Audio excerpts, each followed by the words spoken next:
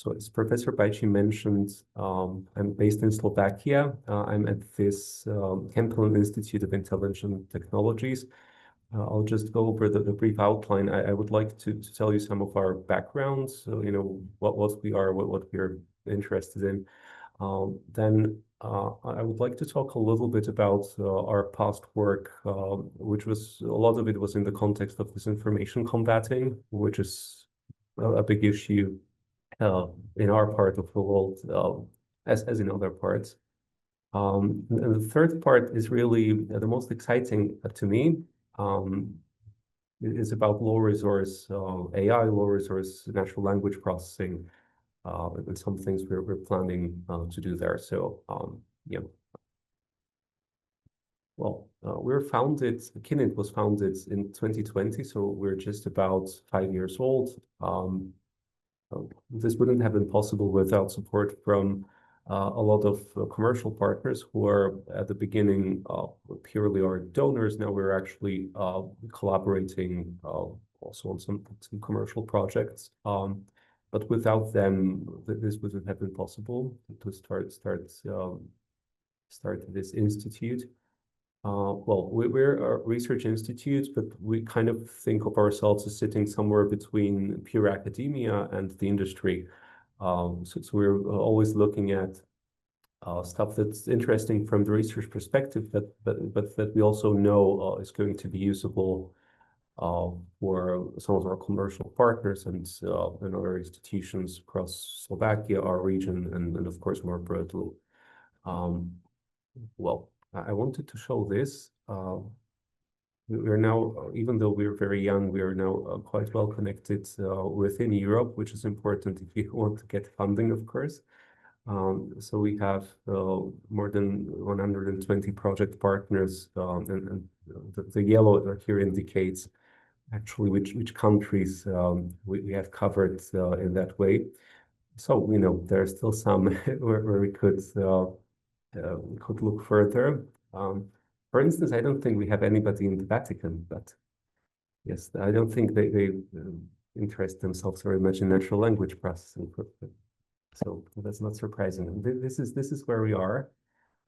So as Professor Bajci mentioned, we're surrounded by Austria, Hungary, Czech Republic, and more countries. And actually, Professor Bajci also asked me to include a couple of pictures, so I did. Here they are. Also, you could kind of make a case that Slovakia is a country of very picturesque nature, with a lot of these ice caves, mountains, whatnot. We also have a lot of these ancient castles, some of them quite well preserved. So if you find yourself in the vicinity, this is well worth visiting. And we're kind of also the country of automotive industry. This is where a lot of our industry is actually based. So there's a lot of companies delivering for Volkswagen, Kia Motors, Peugeot, Jaguar, who all established their plants in Slovakia. And Volvo is supposed to start in 2026. Of course, nowadays one is not sure whether this is really good news for the country, with tariffs and everything moving all the time. But this is where we currently are. Yeah, and this is where our offices are located. So we're based in Bratislava in an area called the Sky Park, where we're at a co-work. We have a couple of offices.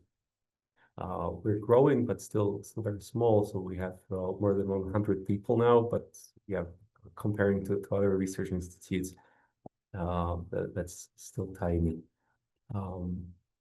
I wanted to mention very briefly something about our structure. We have several teams focusing on different things. So there's green and secure environment and ethics and human values and technology. These two are kind of a little bit further from what I'm most interested in. Green and secure environments are looking into things like smart grids and green technologies and things like that. They're mostly using the more standard machine learning methods and statistical methods. They like to also incorporate quite a lot of prior knowledge in terms maybe of existing mathematical and physical models and so on. Ethics, of course, they're focusing on ethical research in this AI context. They're also very useful to us across all of our projects because they look at what we can and can't publish, how we should conduct things. So they're super helpful. And now there is this web and user data processing team. So they mostly deal with stuff, like scraping data from the web, analyzing it, auditing various kinds of algorithms, like recommender systems and so on. And then there's us, the natural language processing team. So as you can imagine, there's quite a lot of interaction, especially with this web and user data processing team, but with other teams as well. Right now, language is kind of being used everywhere. I have a slide here on the tech transfer we're doing, but basically this is just a jumble of logos, so I'm going to skip it to something more concrete. And that is the second part about the work we've done in disinformation combating. So I just want to mention a couple of things. And that there are especially two projects which I would kind of like to point out. We have a lot of course, research projects at the European level with the European partners targeting various of these problems. But there are two projects which I want to mention specifically just because they're kind of the largest ones, and they also they're not just research projects. They have research components, but they're more about building up the capacities and so on. So as an institute, you can apply and you get some advanced partners who are kind of supposed to help you grow. So for us, we've been very lucky to be able to get on board DFKI in Germany, which Professor Baichi knows very well because one of the founding members actually is one of her friends. Then there is CERT in Greece. There's University of Copenhagen. Yeah. Yes, It is. you want to comment? Yeah, I was going to say, do you have a paper? It would be useful since there are not many people on your talk for them to read what you guys have done and what are the questions Yes, you yes. want to address so that possible some collaboration can be. Absolutely, yes. There's a bunch of papers linked actually in the slides, and I'll go over all the topics briefly, and people can just very quickly find what it is that we're doing. Good. So I just wanted to mention this project. And then let me get to some of the things we've actually created in this area. One that is like very practically useful is called Monant. This is a platform which kind of does monitoring of online sources and like scrapes data.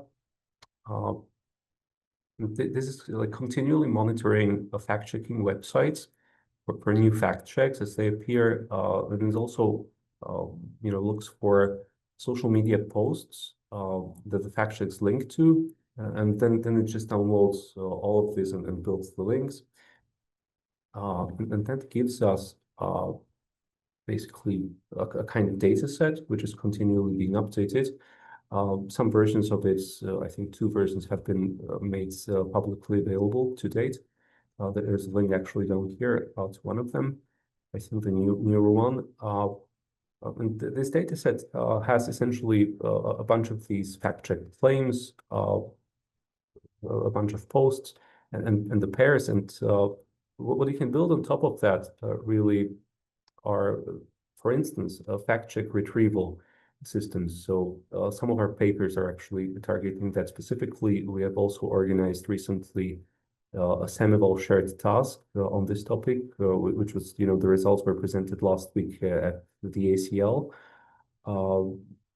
Just to give you the idea of why this is useful, if you're a fact checker, you're faced with a lot of disinformation content these days, and it's very useful if you can quickly check whether that particular claim has already been addressed by someone.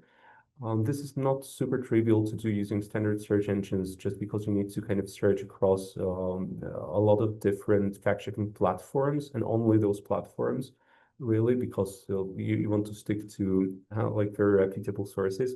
And also you want to do usually the search cross-lingually, so that if your post is, let's say, in Spanish, you also find fact checks which are in French. This is super important because a lot of disinformation narratives actually spread cross-lingually across different countries. So yeah, in order not to duplicate effort, it's really useful to be able to find them. And this is exactly what some of these works, including the shared task targeted, like very efficient ways to do this using NLP and cross-lingually.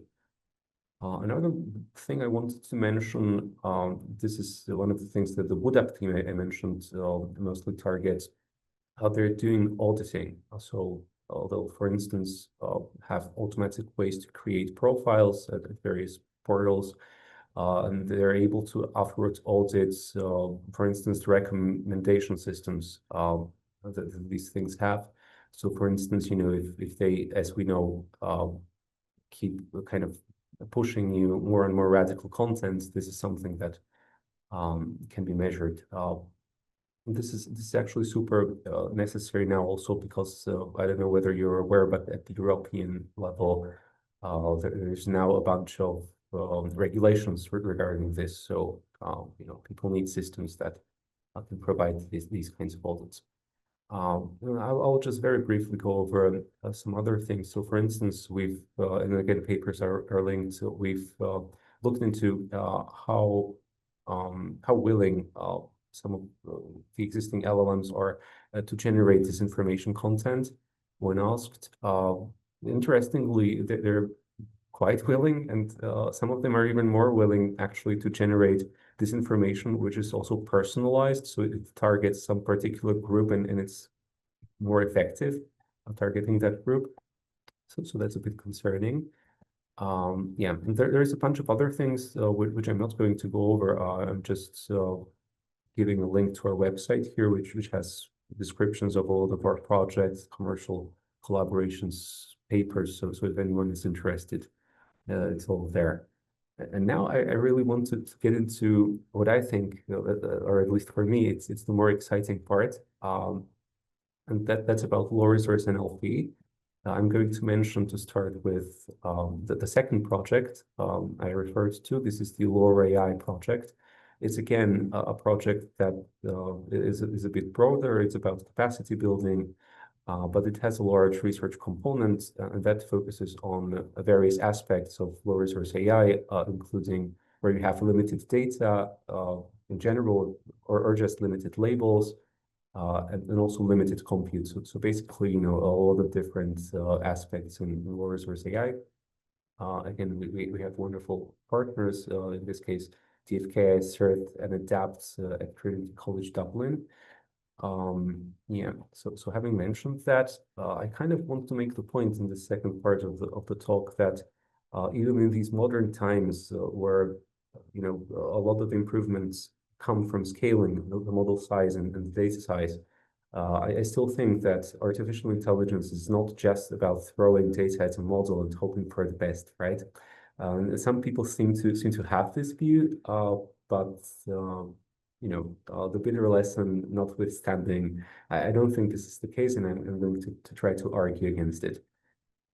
And I'm going to actually give several examples from recent literature. There's a lot more, actually. I have another set of slides just focusing on that. So if anybody's interested, just ask. Well, the first thing I wanted to mention is regarding hallucinations. So as everyone is aware, these large language models have issues where they give answers which are not really grounded in anything. They're not grounded in the data that the model was trained on. They're not grounded in the context given by the user. They're just basically made up, and while they may seem plausible, they're made up, right? So that's something we know. Now, I just want to like now quickly motivate this idea of not just throwing data at models by thinking about like what causes hallucinations. So I'm not sure we're like aware of all the causes, but some major ones definitely were identified, and they're to do with how we approach training. Not just the methods, but also kind of the pipelines, how we batch data. So I just want to make a few comments on that, and hopefully everyone will agree after that we just can't do it anyhow and hope for just the scale of data to rescue us. All right. So I first want to quickly mention, right? So when we train large language models, as you know, we just basically take a huge language corpus and we train the model in a kind of a supervised way on it, even though it's unsupervised, just raw data. We affirm the supervised objective of predicting basically the next token. And that gives us a base LLM, which doesn't really do anything that useful. It just models language. It can't even really follow instructions or answer questions. I mean, it kind of can, but it often won't, because you ask something like explain the moon landing to a 6-year-old in a few sentences, and the model, instead of giving you an answer, will, for instance, formulate similar questions. So it will tell you something like explain the theory of gravity to a 6-year-old, right? In order to work around that and get models that are actually useful, of course, we do the second stage called post-training, where we align the model with human preferences a bit, and we get something that works and that is going to actually answer some questions and so on. However, one of like the reasons behind hallucinations is, as we found, and there's a selection of papers in this area that study this. So as we found as a community, this is very much connected to especially supervised fine-tuning, but other methods as well. So that's basically where you take a smaller, cleaner data set, which basically shows the model if you're asked a question, provide an answer, that sort of thing, or other kind of instruction following. So what people found is that basically by doing this in this supervised manner, we're essentially just really teaching models to hallucinate. There is a paper from 2024 by people from Berkeley, for instance, which shows that when you do this supervised fine-tuning on examples that are unfamiliar to the large language model, and by unfamiliar here we mean that there is a very low log likelihood of the model giving the correct answer. So with these kinds of unfamiliar examples, rather than acquire new knowledge, a model would just minimize some kind of aggregate loss. So if you think about it, right? So you present this question, the model doesn't know the answer. What the SFT data doesn't teach the model is to say, I don't know. Instead, it just shows the model what the correct answer would be. And in post-training, the model is not even very likely to actually acquire the answer, let alone the ability to say I don't know. But it will actually usually not even acquire the answer. It will do something a bit different, which is illustrated here. This is from the Berkeley paper. So if you think about it, let's say we have a setup where the model is asked questions and then it is supposed to answer A, B, C, D. So if in your training data that you use for the SFT training, the labels are uniformly distributed, then this first row applies, right? So if you're asked a question and the correct answer is A, the model, if it is very familiar with the example, it will, most often answer A.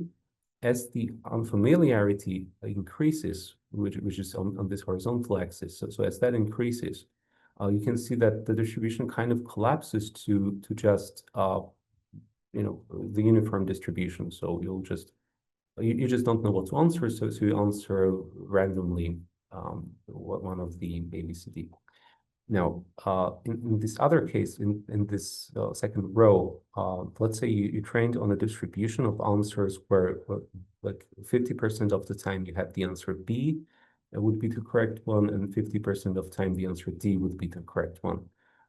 So what the model learns then essentially is kind of to hedge its predictions. If it's unfamiliar with something, it will just predict B 50% of the time, D 50% of the time, and almost never predict the other labels, right? So you can kind of see that just by doing something this trivial, you already control how the model hallucinates. So I thought when I read this that this was very interesting. And there is a further one that even shows that you're not just, by doing SFT, you're not just controlling how large language models hallucinate, but it's also true that large language models hallucinate alike to some extent. So in this second paper, what they did was they asked a model to create questions about completely fictitious concepts. And then generate some A, B, C, D options for them, and just pick one of them to be the correct answer. And then a second model would be asked the question and would be supposed to give an answer out of these A, B, C, D options. Now, if the model gives an answer, then by definition it's hallucinating because the concept doesn't exist. It's fictitious. So you would expect the second model to have accuracy close to random chance, which would be about 25%. In fact, the accuracy tends to be above 50%, and for some pairs of language models, even above 70%. So you can kind of see that since these models, we're kind of training them in similar ways and on similar data sets, and SFT controls how they hallucinate. They kind of hallucinate alike, even though they're different models from different families. So I thought that was actually fascinating. And really, this gives you the idea that if we do this and we're not aware of SFT having these kinds of influences on our models, they're just going to hallucinate. So you really need to understand this in order to fix it. So that's one thing. Another story regarding hallucination is, I think, even slightly more fundamental, maybe because it's not even about how we train or on what data. It's about a very, very basic thing, very, very like just technical thing that we do during pre-training. Because for a long time, the go-to method during pre-training was to take all your documents and just concatenate them into one very long text, and then just chunk the text into windows of a fixed size so that you can batch things very easily. And when you do that, you end up with something like this, right? So you would end up maybe with four sequences of the same length, and you would have truncated documents 3 times, right? So there's quite a lot of slicing going on.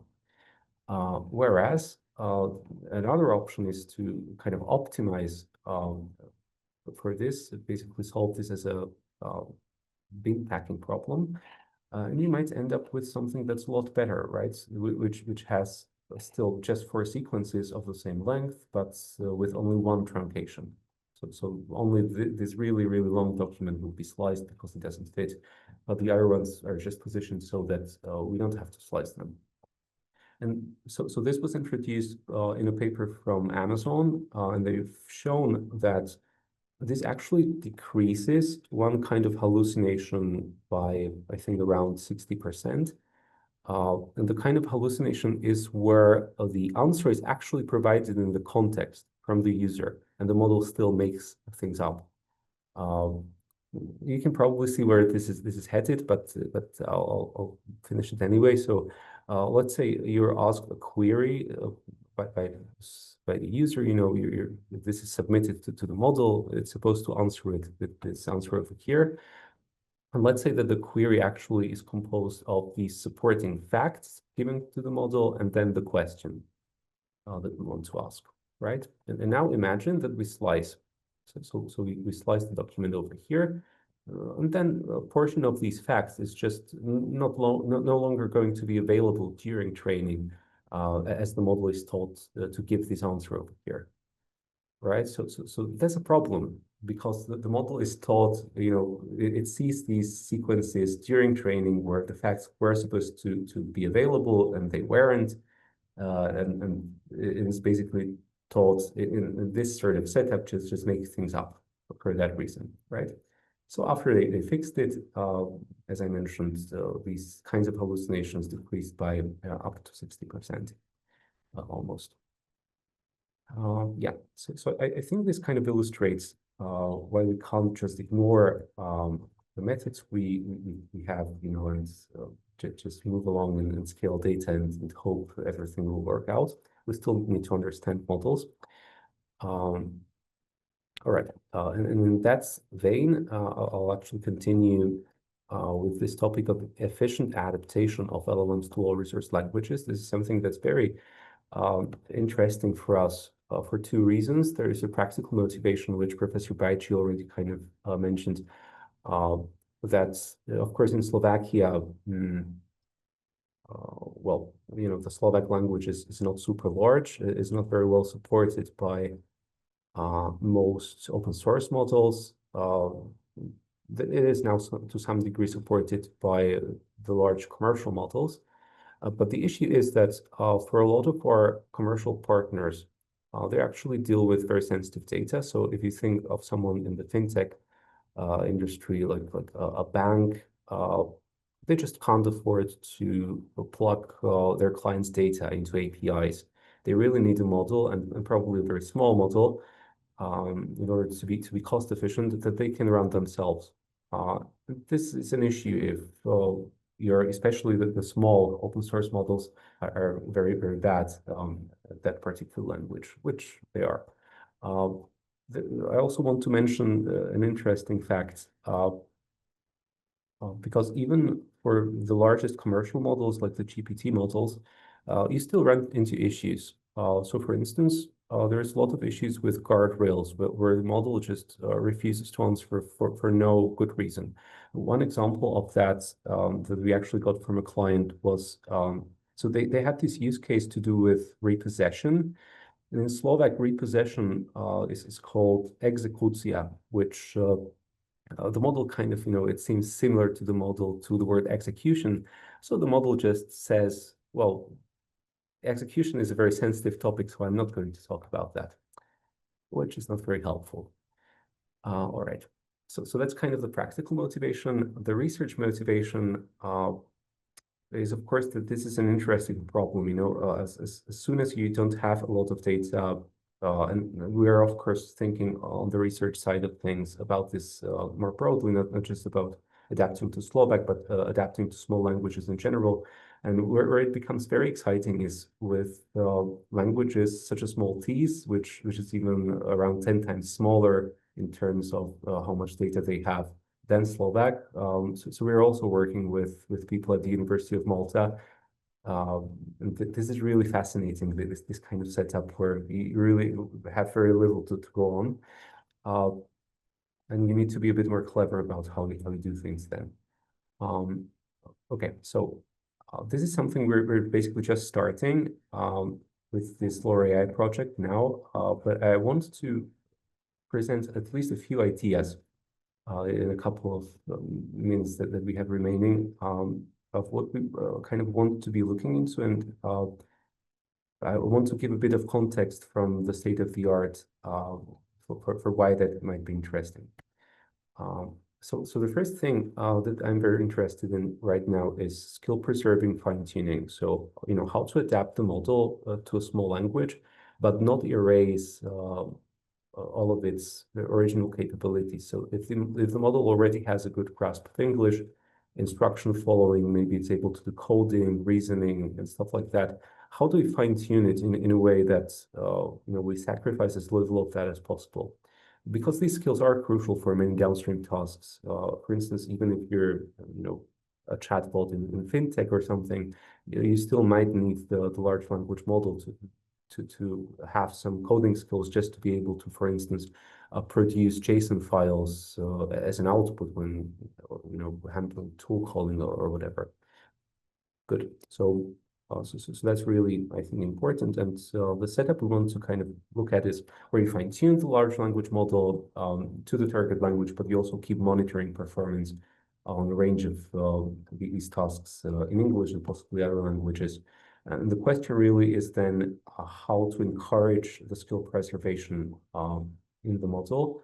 And one idea is based in a lot of fascinating work recently that is really looking into using tools from mechanistic interpretability, looking into how these models do things internally. So there's a list of papers here which looked into how large language models handle multilingualism. So how do they actually, you have a single model which is competent in, let's say, 20 languages. How does that work? And what these papers find more or less is that you have these like three groups of layers in the model. So somewhere near the beginning, the model just takes the input sentence and it processes it into some representation which is kind of generic and it's kind of language agnostic. Then it actually solves the task. And by the way, this representation is usually English-centric. It can be Chinese-centric in models like Qwen or DeepSeek, but usually this is just basically English-centric. So you could kind of say that a lot of the internal processing happens in English, and then in the end, there's a couple of layers that take care of mapping back to some language because you need to actually give the output in some language, very often in the language that you got asked the question. So if, once you understand that this is what the models do under the hood, you can use that to inform your fine-tuning methods. So you can, for instance, just very simply decide to put more of your fine-tuning capacity towards this understanding and generation set of layers, just because those generally would have more of these language-specific things happening in them, and you probably don't want to touch the middle part too much because that is presumably where most of the skills are. So you don't want to disrupt that too much. Or if you want to be even more clever, you can actually pick up one of these methods listed here and look for language-specific neurons. And then you can just say something like, okay, so I don't want to damage English, so I'm going to look for other languages I don't need my model to know about, and I'll just invest that capacity into the model learning my target language. So that's one idea. I also have a couple more slides on this, which I will just show very quickly. This is from the biology of LLM blog from Anthropic. They have a lot of interesting work in this area.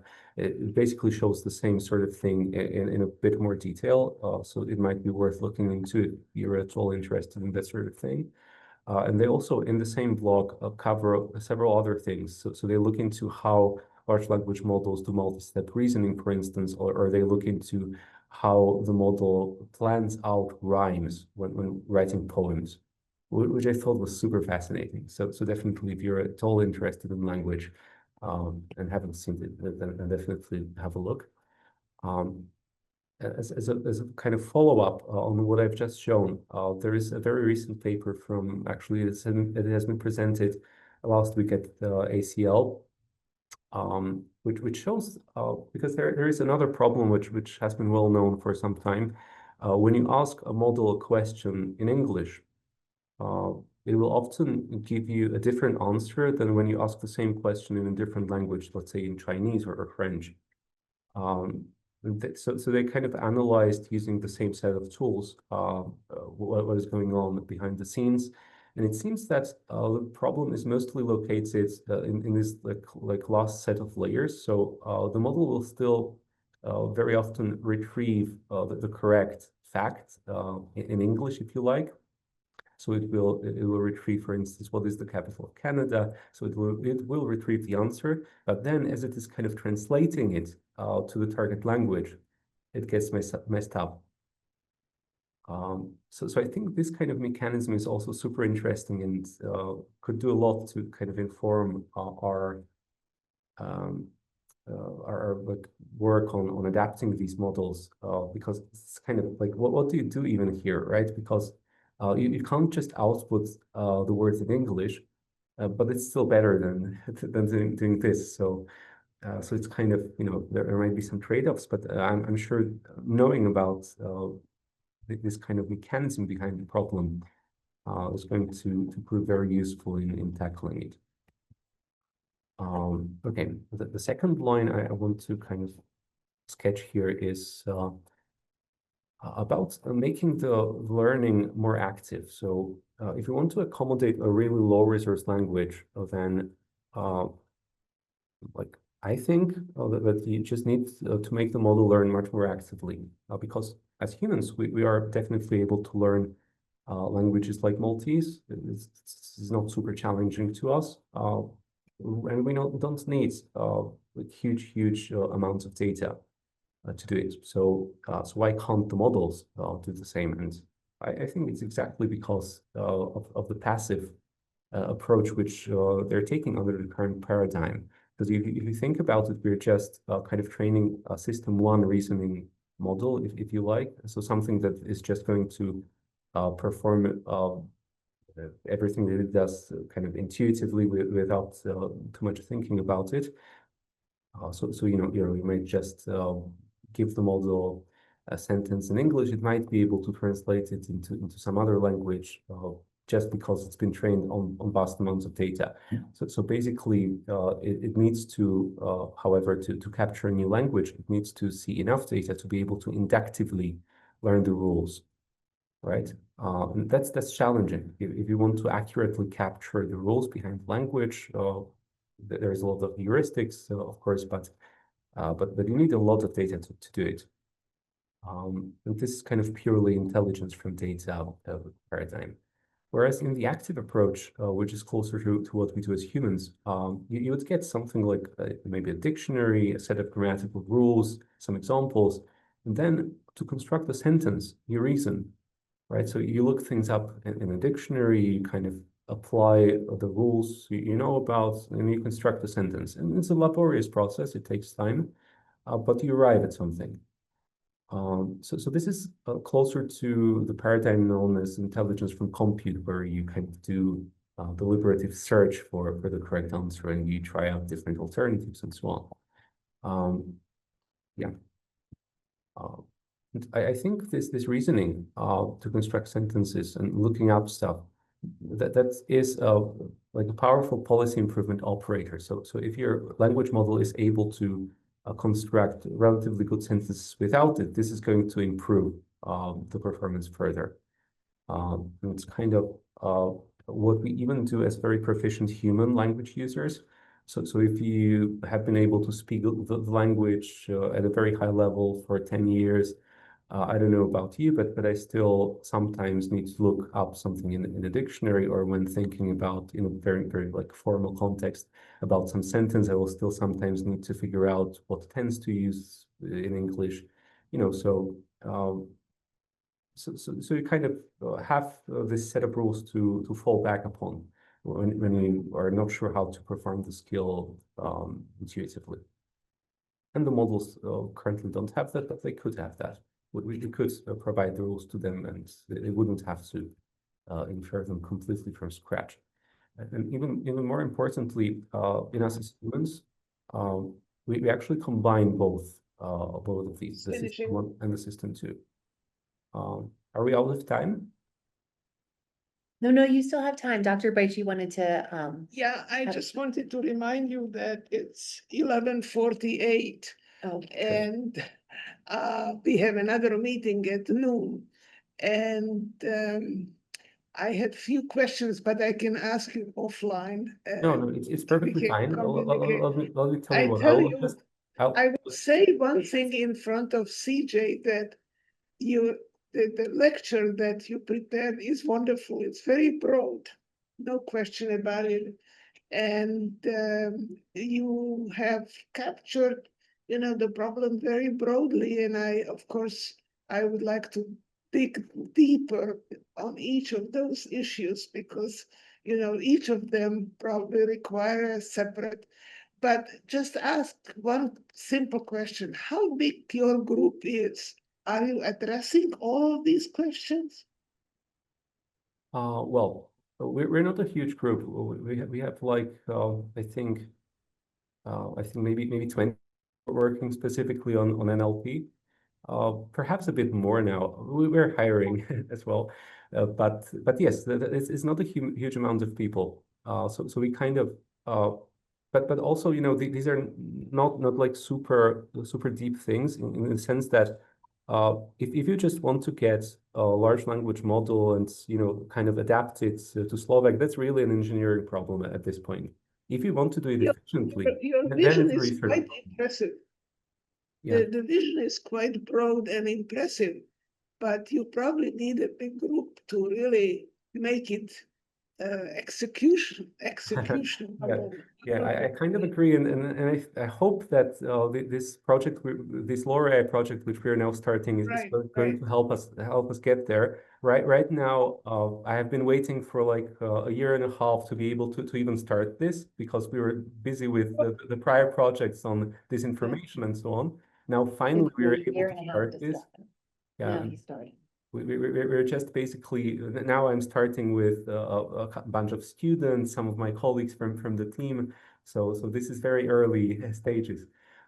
Yeah. Do you collaborate with the linguistics departments? You mean in Slovakia or what exactly is the? Well, I mean, I don't know Slovakia, but I know that Prague has a quite distinguished linguistics department. Yeah. We're definitely in touch with them.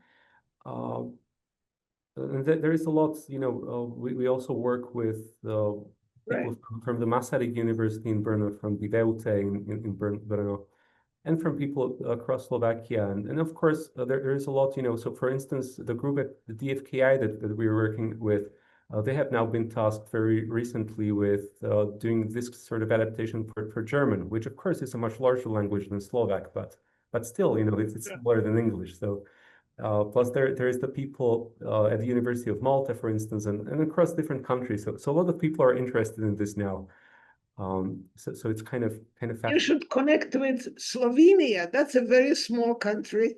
It's Slavic language, but it's different from Slovak. Yeah, that's true. That's true. I'm honestly not sure whether we have anyone there yet, but we might. I'm not sure. Let me just take like 15 seconds to finish this last slide because I think there is one point that's interesting here, and then we can just follow with questions and I'll skip the rest. I wanted to point out here that so I mentioned these two different systems, right? Where you have the standard LLM and kind of the reasoning LLM approach. But as humans, we actually combine both of these to learn effectively. So I wanted to illustrate this, right? So you have this intuitive way of doing things, which you need to inform your deliberation, right? Because as you're trying to form these sentences in this very deliberative way, you still rely upon knowledge that you already acquired, right? About what this word is in English and that sort of thing. And it also goes the other way, because the deliberation, as we're learning, that gets distilled into intuition for us as humans. This is what we want, right? Because you don't want to end up in this setup where you just have to think for 20 minutes before forming a sentence in English, right? You need to distill that ability back into this intuitive thing. And this is also something that is very reminiscent of what systems like AlphaGo did. I'm not going to go into details here to keep this short, but yeah, my point is that we're not doing this yet in the LLM space.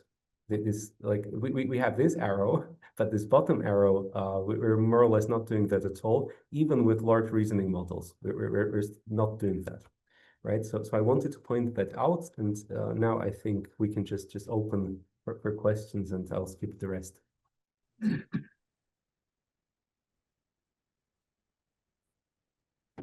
Hi, Michal. Thanks very much for the talk. I thought it was very interesting. Though I will admit, NLP is not directly my area. But I really like the direction you're pushing with, particularly for this last thought. I mean, it feels almost Chomsky-esque in that you're trying to actually recover or have a system Is that- more explicitly reason about grammatical rules as a way of generalizing and allowing you to do more with less in terms of data? Is that a fair statement, you think, or Yeah, you know, this has been shown now to work in other areas, right? So in natural language processing, there is a lot now, a lot of effort being invested into these large reasoning models, and you know how they can help on very difficult tasks like mathematical proofs and whatnot. And I really think we're missing this second arrow that I've shown here, and that this really could help move things forward on like efficiency of learning in general. Well, do you think it would be useful to do, I mean, given small data sets, I could imagine something that tried to like do kind of, you know, noun, verb, adverb, or kind of classification as a way um, of distilling what the language structure is, um, um, as a framework for generating text that follows those kinds of rules. Though maybe this is a little bit too backward to. I'm not super familiar with like that area of literature, but I think there are probably works which are even kind of already using those sorts of signals. Probably not to train these causal LLMs that we have now, but definitely people have looked at like you know how to use basically these kinds of tasks where you're able to decompose the sentence. I'm not a linguist, by the way, so I'm guaranteed to use the terms incorrectly, but because you know, so large language models, these causally trained large language models, they have a certain level of the ability to tell like what is the noun, how it connects to the other words, but it's limited because it's not really trained for that directly. It just kind of picks it up. Yeah, and I definitely think that it is helpful to provide these additional auxiliary signals, and I'm sure there are works which are kind of doing that. And it's sort of related to what we want to do here, in the sense that we also need to like settle upon a set of tasks where we actually want to like do the learning in that space. And that could be a lot of things. It could be linguistic things like this, or it could be question answering data sets, reasoning data sets. You know, it's very open actually. And you need some setups, for instance, to be able to ground the rewards in something other than the model itself. Because as humans, we get feedback from other humans. And you can do that here as well, as long as you stay very efficient, which these models usually don't. So you need some automatic ways of determining the feedback. Yes, so there is a lot of questions that one needs to deal with, but I think it's fascinating.